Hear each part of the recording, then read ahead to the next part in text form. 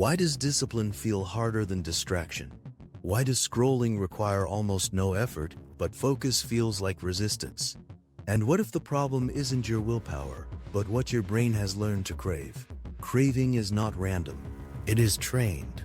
Every repeated behavior leaves a mark, not just mentally, but chemically. Dopamine is often described as the pleasure chemical, but dopamine is less about pleasure and more about anticipation. It rises when something rewarding might happen. A notification, a new message, a small sign of progress. Anticipation is powerful because it pulls you forward, and over time the brain begins to prefer whatever delivers it most easily. If your environment provides fast stimulation, quick videos, instant replies, measurable feedback, your brain adapts. It recalibrates around speed, around novelty, around immediacy. This adaptation is quiet. You don't notice it happening, but you feel its effects. Deep work begins to feel heavy. Long-term goals feel distant. Discipline feels unnatural. Not because you lack strength, but because your reward system has been trained elsewhere. Dopamine reinforces repetition. If you repeatedly escape discomfort with stimulation, your brain learns that discomfort equals avoidance. Stress becomes scrolling, boredom becomes browsing, difficulty becomes delay. These pairings becomes automatic, and automation becomes identity. You start saying, "I'm just not disciplined." But discipline is not a personality trait. It is a trained response. The same mechanism that wired distraction can wire focus. The key is understanding what dopamine actually reinforces. It does not reward meaning. It rewards progress signals. Small signs that effort is moving somewhere.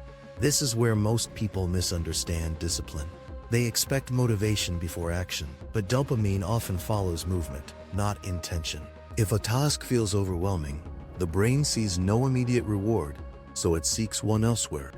The solution is not force, it is restructuring feedback.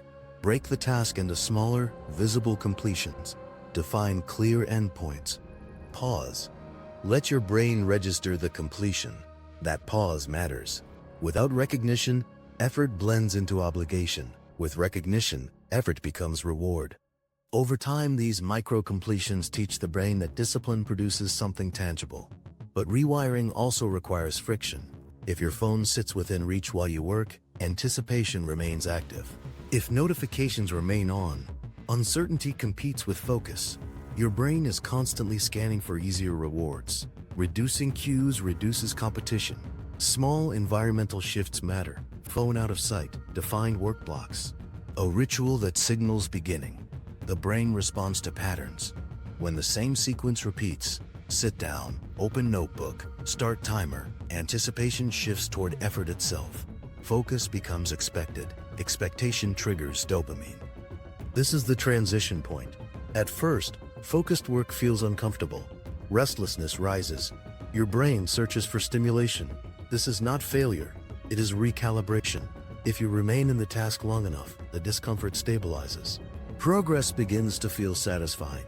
Clarity replaces agitation.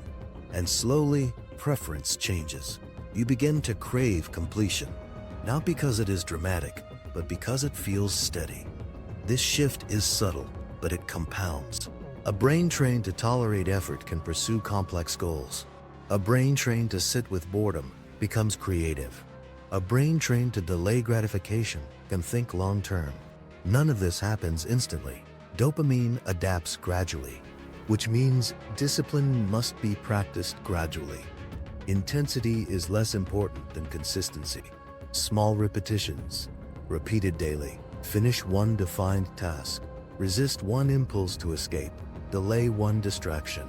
Each repetition strengthens the new pathway. But there is another layer. Emotion shapes reinforcement. If you associate discipline with punishment, your brain will resist it. If you associate it with self-respect or growth, the chemical response shifts. Identity plays a role here. Instead of "I need more discipline," consider "I am becoming someone who follows through." Identity stabilizes behavior. Behavior reinforces identity. The loop begins to sustain itself. Over time, the craving changes. You no longer chase only stimulation. You begin to seek progress. You feel unsettled when tasks remain unfinished. Completion becomes its own reward. This is the real dopamine shift. Not hacking the system, but retraining it. Dopamine is not the enemy. It is neutral. It reinforces what you repeat. If you repeat distraction, you will crave distraction. If you repeat focused effort, you will begin to crave effort. The difference lies in what you practice. So the next time you feel resistance, pause. Notice the urge to check something easier. Notice the discomfort before starting. Then begin anyway. Not for hours, just for a defined block. And when you complete it, stop for a moment. Let your brain register the progress. This is how rewiring begins. Not through motivation, through repetition. Examine your current cravings.